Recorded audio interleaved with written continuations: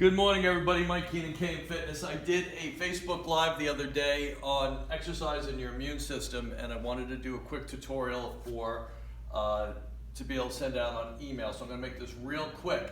A couple real important things we talk about. You know, with regards to aiding your immune system, exercise is a piece of the puzzle. Sleep is a piece of the puzzle. Nutrition, hydration, how you're managing your stress, exposure to sunshine and fresh air and all that kind of good stuff, okay?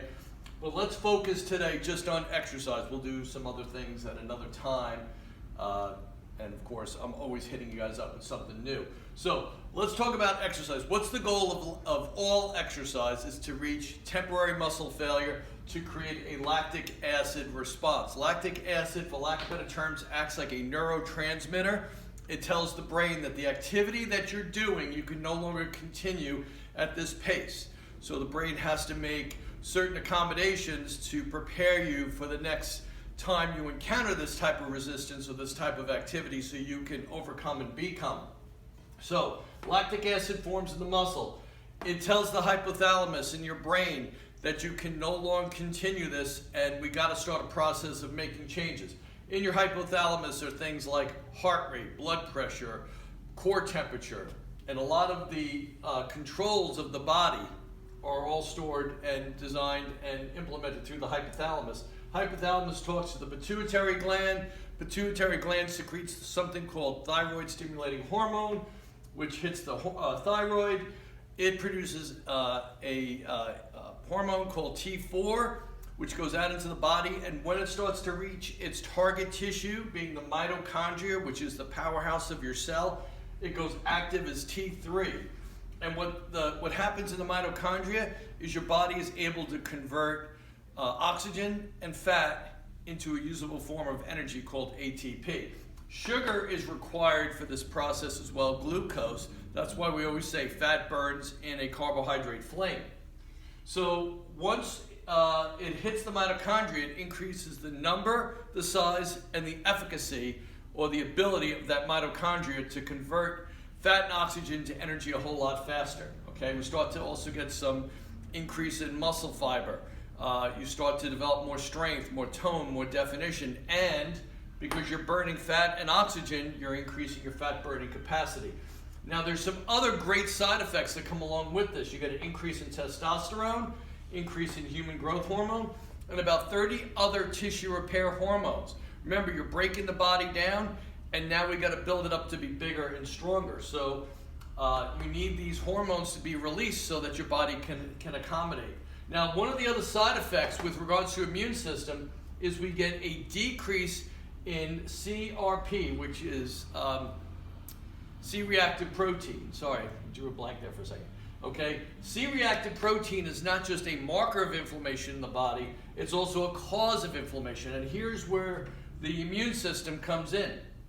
When your CRP levels go down, you also get a decrease in interleukins and cytokines. What are they talking about with this coronavirus is that there's a cytokine storm. Okay, keep in mind, our body is like on a celestial clock. Okay, and what happens every winter? We go through a rapid detoxification of our body, right? We build up toxins over the year. The body starts to shed some of those toxins. It hits your immune system. For the most part, your immune system's able to handle it. However, if you're very toxic or you have a depressed immune system, your immune system gets overwhelmed. Now we add something in like the coronavirus and your immune system shuts down, and that's unfortunately why people pass and get sick. So we need to incorporate exercise to help lower CRP so we can lower interleukins and cytokines so that we don't get an exaggerated immune response or we don't overburden our immune system, okay? So how should you be exercising? Okay, there's a continuum between speed and power and endurance. A lot of people are designed more for speed and power, others are designed for endurance. How do you know which is which? Well, for a lot of us, we kind of fell into it. Like the kid that was really good at wrestling probably became a wrestler or a football player or a baseball player. But the kid who could run and run and run and never get tired or swim or bike or do an endurance event, he probably was like on the cross-country team, started running 5Ks, 10Ks, marathons, right? Because it came easy for them. okay? But the kid who's speed and power, that would bore him, it would be difficult, it would be uncomfortable, he wouldn't fall into it. The way that we do it here at KM Fitness is we actually have you take a DNA test. The DNA test will come back with muscle fiber type, and it'll give you exactly what type of program you should be following. So if you're interested, make sure you reach out to me and I'll tell you how easy it is to take that DNA test. So what do we do with weight training? Okay, weight training is all about time under tension. You need enough repetitions with enough resistance to affect a positive change, so we get a lactic acid response, move you more towards temporary muscle failure, and therefore we start to make changes in the body. So what's the evidence that the time and the tension is enough? You start to develop breathlessness and burning. You start to sweat, and you perceive that the weight that you're lifting is heavy. So it's breathless and burning, hot and heavy, because you're keeping that muscle under tension for a long enough amount of time. So if you take, I'm making up a number, 45 pounds on a barbell, and you're bench pressing and you're doing 30, 40 times, well, you got a ton of time, but not enough tension. Conversely, if you put 200 pounds on the bar and you do it once, you got a lot of tension, but you don't have enough time. So there's a balance between time and tension.